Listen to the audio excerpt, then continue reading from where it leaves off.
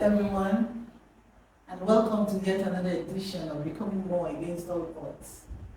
My name is Emeka, and I'm making this podcast from Port Harcourt, River State, Nigeria. I want to thank all our subscribers, all our viewers, and those who have liked our podcast on YouTube. God bless you. I appreciate you. Now, before we go on to today's podcast, I want to talk about something that the acronym is DIY. DIY is simply do it yourself. We know how scarce cash is right now. There's a global recession going on. I want us to learn to do things ourselves, to make sure that we onboarding our benefactors in ourselves. For instance, if you're a woman and you make hair, you can learn how to do cornrows and do your wig yourself. Learn how to do your wig yourself. If you're a woman in your kitchen and you like throwing away your fish head, you can learn to wash them up very well, dry them, grind them, and use them for your seasoning. Also, we can learn to tie our gele ourselves. Learn to tie your gele, make turbans for yourself. Just a few weeks ago, it was Mother's Day in our church, the Anglican Communion, Church of England. We needed to wear hats, and I didn't have a new hat to wear that was required. I just searched amongst the things I had and found materials to make a hat. A beautiful one at that. Everybody was admiring it. So learn to do things that will make you save some money for yourself. Also, you can learn to plant vegetables. It doesn't take a lot for us to have vegetables in our homes. Like I have scent leaf, I have bitter leaf, I have okra at my backyard. We can learn to plant vegetables. They grow very well. God has blessed us with a good climate and good soil. If we do this, they will help us save some money and put more money in our pockets. Thank you very much. God bless you. Now, in today's podcast on Becoming More Against All Odds, we're going to talk to our lovely lady. I call her Sister Uncle. This lady she's been an inspiration to me. Why? She has single-handedly, as long as I've known her, she has been an excellent mother to her daughter. Her resilience, her strength in doing that is what I want us to talk about today. So that those of us who are struggling, will learn from her story and will know that it's not the end. If life throws that kind of challenge our way, we can thrive even as single parents. So I would like her to do the honors of introducing herself to us. Welcome to this podcast. Thank you so much. I feel so privileged that you chose to bring me on this podcast. God bless you so much. Thank you. You know I love you. Thank you so much. The honor is thank you. Thank you so much for coming. Okay? I want you to introduce yourself to the world. What is this? Give us a little insight into your background. Okay, so my name is Engineer Mrs. Ogon Ebuzame. I'm a trained electrical and electronics engineer, and I worked with the telecom industry for 12 years. I'm a mother of one beautiful girl, turned into an awesome woman. I'm a lover of God, and I'm an entrepreneur in so many other ways. Thank you. You're welcome so much. I introduced you as a single parent. What does that? What brought that about, and how has the journey been so far? Yes, thank you so much.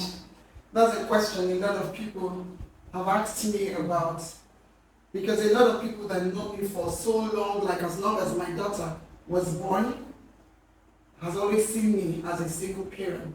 A single parent in two ways. For a long time, I was a single parent, nurturing my daughter as her mom and her dad at the same time, because her dad was not living in Nigeria. She was born abroad, and then we came back to Nigeria, just myself and her. while her dad stayed back. So for a long time, it was just me and her. And then that made me a single mom, but not necessarily, not necessarily without a husband. So by 2021, January 14, death struck. My husband died, and then that made me a real single parent, because before then, she had her dad, she could talk, once in a while on the phone, but now, it is now just me she had, and so that's how I've always been. So the journey as a single parent, it's something at the beginning was very, very tough. When people look at me like that, it would be like as if there were no downtimes.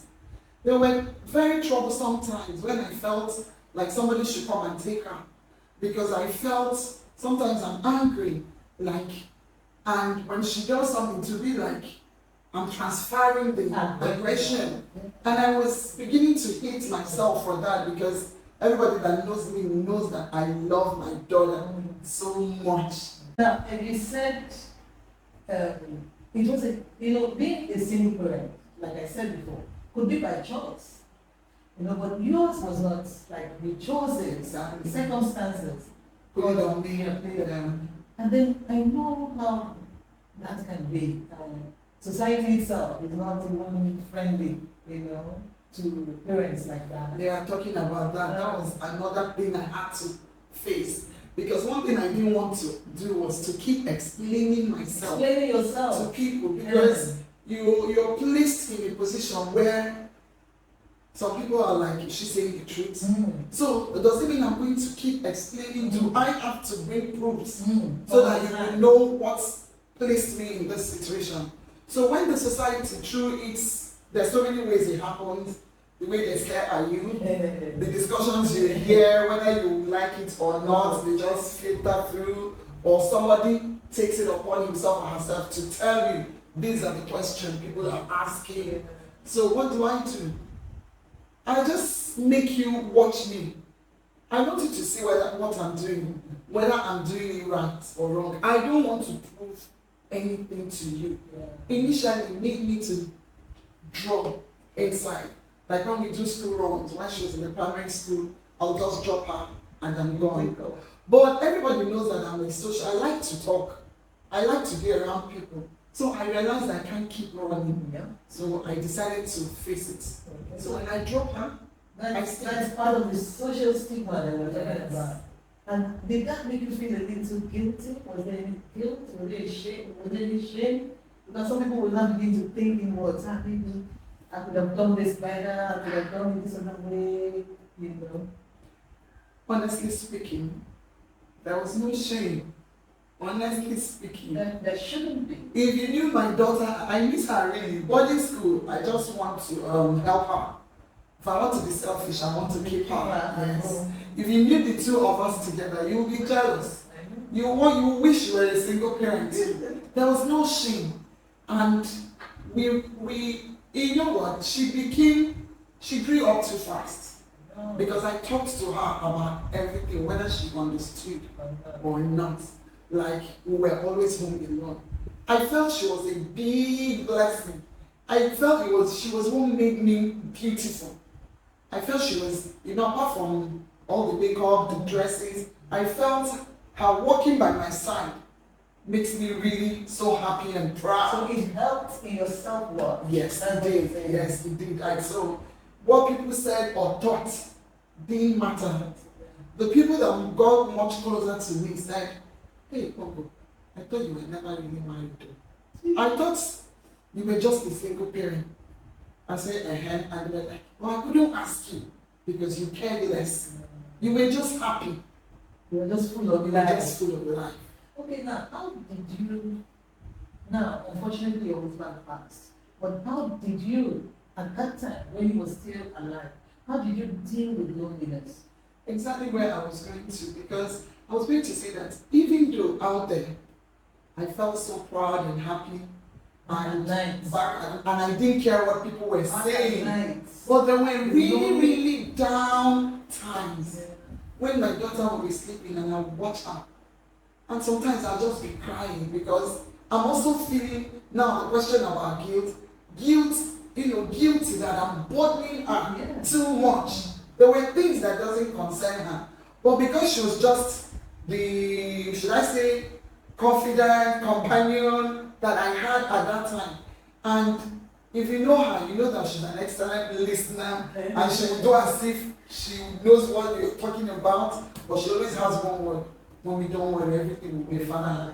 So and that was always okay. But talking about loneliness, Mommy, don't worry, everything will be fine. It was not okay. I was not enough. It was not enough. And I also didn't help matters because my activities were streamlined, which was go to church, go to work, do school, and come back and stay with her initially. So my energy was still, I've not really done so much that you say, okay, I will get tired and sleep and don't feel the loneliness. So it wasn't easy. Sometimes I'd call, and most times when you even put the call through, he would not take it at that time that you were so lonely and you needed. So I had this friend, I think it was Rosemary, and she had gone through such things. Her husband was in Warrior and she was in Port Harcourt. And so I would always ask her, how are you doing this? And she would always say, I'll just ask the Holy Spirit to help me. Interesting. But it sounded so, it's because how is a cliche? Yeah. I'd be like, how will the Holy Spirit help me? How does this concern the Holy Spirit? This is not a spiritual matter. But she convinced me that the Holy Spirit can help you in everything. And she'll tell me there's this pepper sauce she'll make. She'll say she always asks the Holy Spirit. So I'll be like, things like this. So even in cooking, so I decided to start trying. And because what about that time she's awake in school, when she's asleep, she cannot talk with her, you cannot play with her, it comes really heavy. There's this anger like, she might be the one tying you down. Maybe if I didn't have her, I could just say, okay, I don't want the day, or I can walk away. So many things. Yes. So sometimes it's as if, then I remember all the joy, and I say, no, the problem is not her, it's that I'm lonely. The problem is that this man is not here. And my friend would always tell me, it's not really about man. And she would tell me, you first of all need to know how to keep yourself afloat, activities, things you know that you enjoy. And there were some stories I had told her before I got married, the things I used to do. I can tell you one, for example, I'll go to work, come back, shower. People are going out, nothing nice. Once the evening is cool, I'll enter my car and I'll start doing window shopping. It gives me so much joy. Then Jerry had a lot of beautiful shops. I'll enter, I'll discuss all the products. I'll be so happy. By the time I'm getting home, I'm so exhausted, I just sleep. I didn't buy one single thing. But that gives me, so she was like, oh, but nobody says when you get married, life stops and some things stops. Yeah, and that's what I was going to say about your mental health. When you're lonely and depressed, and those times, you had a friend to call and talk to, which is very important. It's so key. For your sanity, you need to talk to somebody. Yeah, I was and then engage in those kind of activities that give you pleasure that you talked about. When you talked about having a friend, what struck me is the support system around you. Because when you were asking me too about being a single parent, I didn't mention that. The support system around me was awesome. Like, talk about my family. They made me feel like I was a superwoman. Like, they couldn't do these things I'm doing. They'll be like, oh, hey, they'll be calling me names. Like, my daddy would say, Ojugo. Like in Igbo land, there is a special kind of coconut that you will give, so he just feels like I'm a special. That's when he just started calling me those names. My daddy was an awesome father. I lost my mom early before I even got married. But my dad used to say things like he was a woman. My daddy would call me up in the night and tell me that I just had a dream. I saw you crying. Wow. And believe you me, I'm lying on my rug in the sitting room crying. And my daddy would say, don't worry. And he would just say things. So there was this family support. My support system was strong. My inner circle was what made me feel like there was nothing wrong with me. I felt on top of the world. Even in my low moments, the ones I'll tell you, it's not even wrong to feel bad or to think, but quickly correct your thoughts because those thoughts will come. And I didn't have to allow these circumstances define me. So that was a good, very strong push. Okay, now you talked about the support system of your family, your father and your siblings. What about your in-laws? Oh, awesome. So I talked about my father, I talked about my family, now nuclear and extended, my friends. And it looked like I left out my in-laws. So, in all honesty, being fair at the relationship we had, while my husband was alive, I had a great time. I blended like I was their sister because my late husband comes from a family where he was the only son and the last. So he had elder sisters that sure loved him and pampered him, and his mom is still alive and also pampered him. So I felt they loved me. They were a good support. One was alive. Excuse me, because because he was not there, my daughter and I, they were the family when it comes to our nuclear family. Yes. So it was as if I was even relating more with them than my biological family. So it was the relationship was awesome. But by the time I lost him, and I think why it mattered so much to me was I needed them so much. Why do I say so? There was some kind of strain emotionally in my marriage while my husband was alive. So that's why I said I was also emotionally, I was lonely, not just physically, but also emotionally. But towards 2017, thereabouts, there was this spark. God showed up in our marriage and healing came, this bonding, as in when I tell you bonding, awesome bonding. We began talking, taking decisions, agreeing on so many things, so many plans, a lot of plans, and because he came home for the first time, like after 6 years. How old was your daughter then? My daughter was 6 years when her dad came. That's a story for another day because it was such an amazing, sweet, emotional sight, for the two of them. Yeah.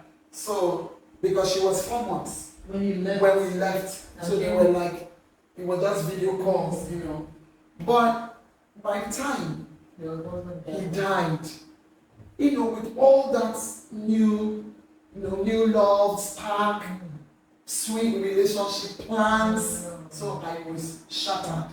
And all I wanted was just dance for years. So, but I don't hold anything against them, but I didn't get it, so, and I don't blame, everybody has their reasons for whatever they do, yes. So, but that was where another strain that I suffered. But I think that also made me stronger, because I want to tell you what happened. During those other years that I had strain, that was the life of a single parent too. I had a cousin that was a pastor who called me up one day and said something to me. He said, when you're going through a problem or an issue, if you come out of that problem without learning what you're supposed to learn, it might be just one thing. You will repeat. You might have to go through the problem again. So I started, as he said, ask God, what do you want me to learn? That this is a process. So when I started asking God, I found out what he wanted me to learn. That was total dependency on him. So now, when my husband died, and I had that issues, I felt lonely again, I remembered So you had to. total dependency. So that made me strong. I knew that I didn't, have to draw my strength from people's support or whether my family or my husband's family, or I needed to draw my support From him. from God. Him alone. Yes. Actually, My strength. I meant to say draw my strength. Yes. Most times we think that we can get what we need from another mortal human being. Somebody who is so deficient in himself, he has not been able to help himself. How much more help another person? That's why our expectations most times are wrong when we need to focus on what man can do for us. So we may need, we need them, we need people. Yeah. But never expect from man what only God can be. I'm saying be, I'm not saying do. What only God can be to do. You've done very well for yourself.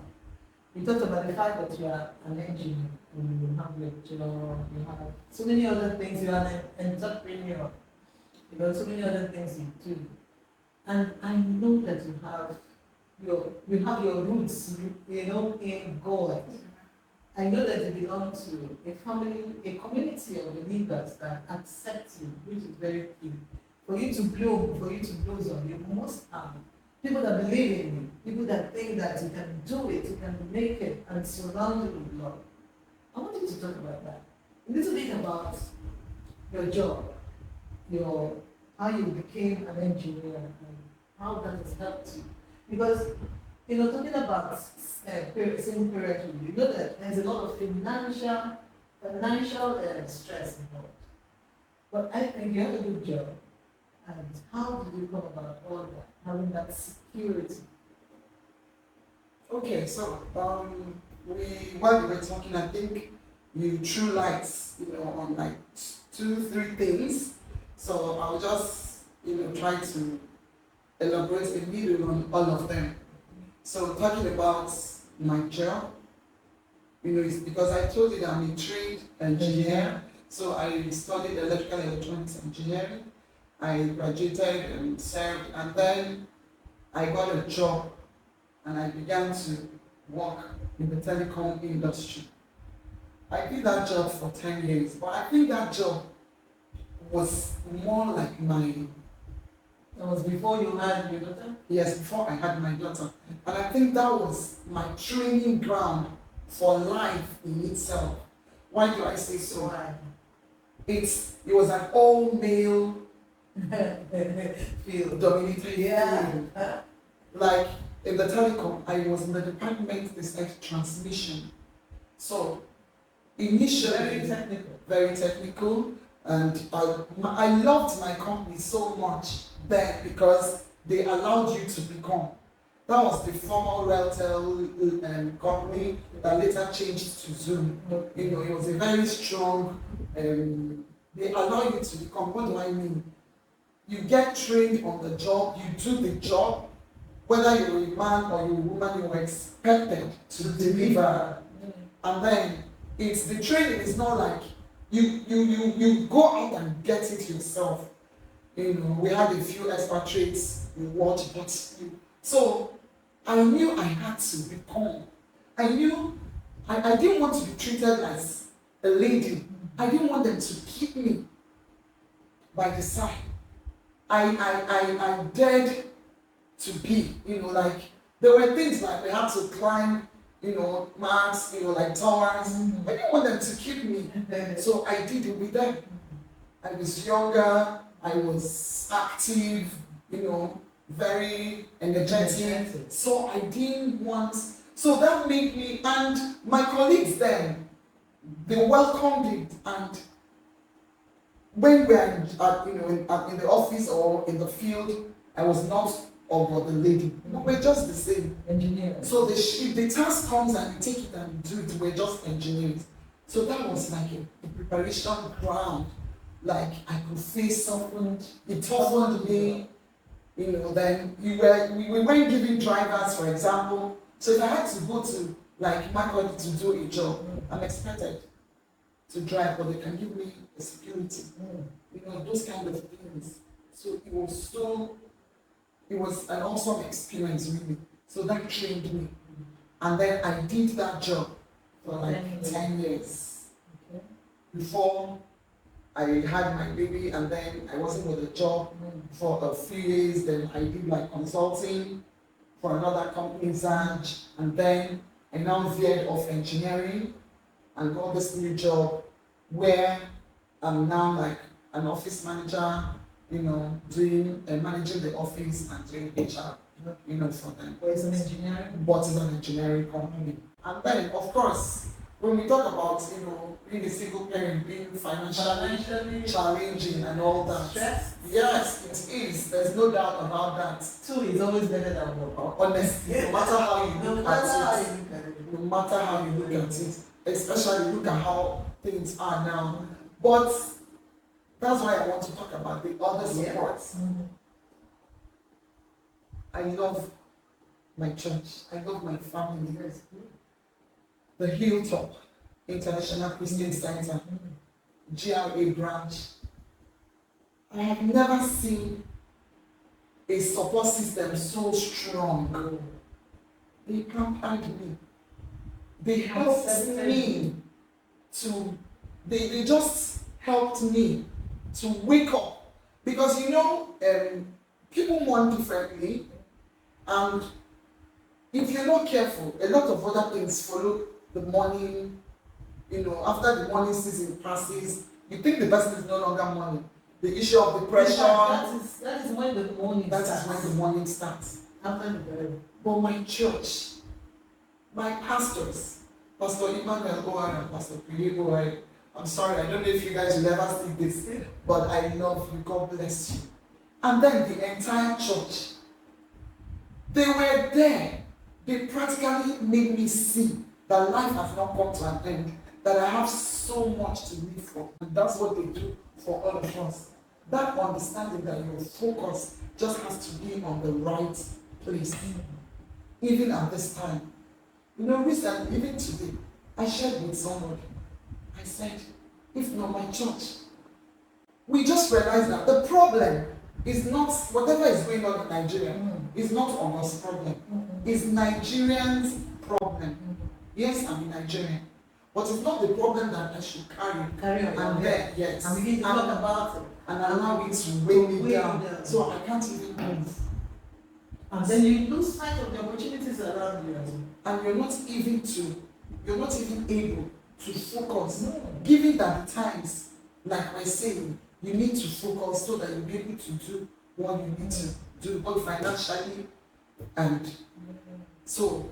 And it's a leadership church that you just know that it's not a place you have to depend on. Let me start begging. You know, we're talking about looking on man and do you know what people are going through? That you will go and think that the other man is going to help you. And then they're dressed up and they leave their homes. And we also have this problem that we now come with this other mentality that makes us want to believe that it's our right. This my uncle has to do it for me. This man in my church is rich. He has to help me. You see people dress up and drive cars, but you don't know how it is with them. But that was a place I learned that is not man. Yes, he can make that man a source. He can make that man a channel, but that is not the source. It's not the source. So, and that means anybody can be a channel. So, I learned to keep my eyes on the source. So even with my businesses, as I work, I have, you know, like side businesses that we do online and all that. And I just remember scriptures. It says, anything I lay my hands on to do, he will prosper. He will bless the works of our hands. So I know that I need to have these things to me. For me to bless it. Yeah. So that's how I'm able to. Yeah. Well done, well done. You've done really well. You've done well. For not allowing all that you went through to weigh you down and make you mediocre, but you've maintained faith in God and continued to rise. You know, over the problems that life throws at you. That is so encouraging. I pray that everybody that is listening to you. Now let's talk about one last thing before I let you. Okay. I want to hear about Plans in the future. My daughter and my daughter is growing. Yeah. She's growing into a beautiful How old is she woman. now?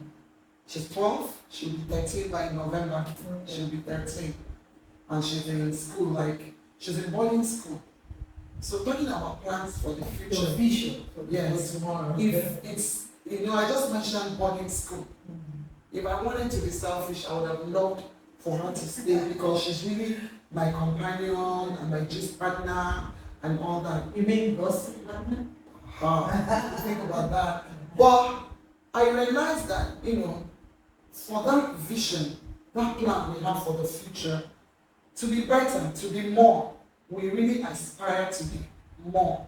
I have a lot of, like, as a woman, I have not started because of those small, I don't want to call them setbacks, I rather call them stepping stones, it looked like I slowed down, the things on my mind, being that woman that is able to give. I feel like I haven't developed myself up to that point where I want to be able to give back to my society, especially, I think it was my cousin I was telling that I feel I need to talk more to people that are being through this kind of thing. Because there are some things you don't talk about in camera, but I can sit one-on-one and talk to you about it and really tell you, show you the picture, how it was really, so that I can help you to become. That is why we go through our problems, our challenges. Yeah, so that's why when you mentioned it, I'm like, wow, okay. So, but I know that right now what I want to do is to develop myself more. That's for In that. what area? Both mentally, You want to go back to school? yes, pick up some certifications, Skills, that's one. Then one or two skills that I'm still deciding on. Because where we are now, you have to also have skills. That's why I felt so good when you talked about the DIY that you mentioned. So that's it. I really want to develop myself. I want to be able to put myself out there for somebody to see, okay, this is like a blueprint. Let me learn from it. But right now, I think it's still remaining. I stopped a little. For my daughter, the future, it's very bright for her. She's still in the secondary school. And I want her to become independent, to learn to be. Because if you notice all the things we're talking about, it's just been me and her. And all we do is inside our house and all that. So everybody will be like, how could you? And I'll say it's not about me, it's about her. The tomorrow that she wants to face. She has to start now to develop herself. And I think that's what boarding house. Some people will argue it and say there's a lot of things going on and all that.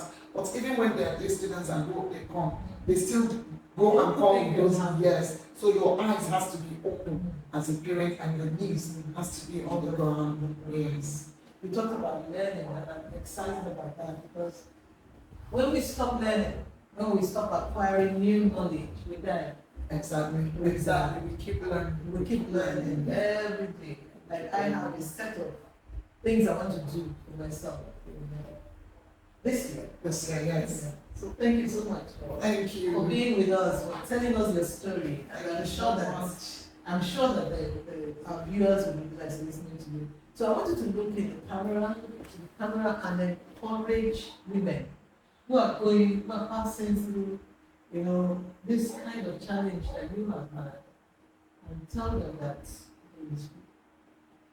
Okay, so I know that you've all heard my story, but I know that you know that the story was edited. What do I mean? There are deep things I may not have shared with you, and I know you're going through such things. But if you can see me today, I want you to be encouraged. If you can hear me today, I want you to know that a better you is actually waiting for you. But you need to just tell yourself first that I can become. I can become. Speak to yourself. Take actions. What did I say? Speak to yourself. Take actions. Don't keep your mouth shut. Confess what you want to become. Speak about it all the time. And then take actions.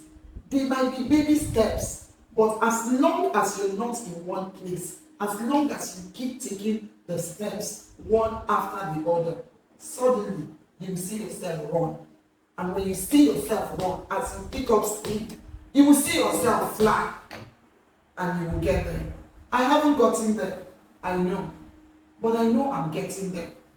So just encourage yourself, speak to yourself, take steps, develop yourself, and you will become. God bless you. Thank you so much. In fact, there's nothing to add. I just want to say that to all, everyone, without exemption, that is living, there is hope. So whatever it is that you're going through, whether it is death, separation, divorce, or whether it is one other challenge, poverty, deceit, whatever it is that you're going through, lack of support, whatever it is, there is hope in God. God is there by your side. He can make you better, He can make you become more. So I pray that what we have heard from God will help us to navigate life and become what God wants us to be. God is there by your side. Thank you. Until we meet next time, I ask that you subscribe, you like us, and then you share our podcast to everybody, to women, to men. Our interest, our focus is for women to know that they can become more, no matter what life throws at them. But men too can learn from our stories. Thank you. Until next time. Bye bye. Bye bye.